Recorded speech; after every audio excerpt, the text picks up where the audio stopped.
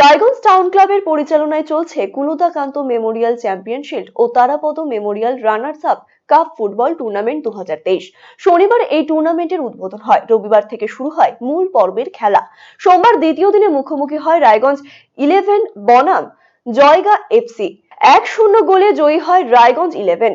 এদিনও খেলা দেখতে Raiganj town club ময়দানে ভিড় জমান ক্রীড়া প্রেমীরা।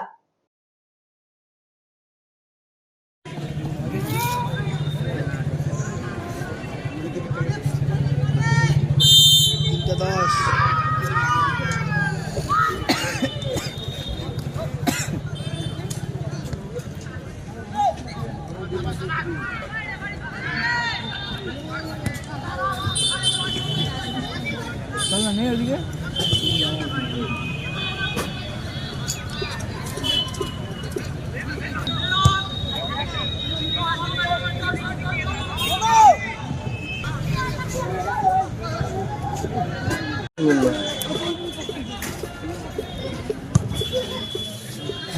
না তোমার দাদাকেই দেখছি, তোমাকে দেখলাম।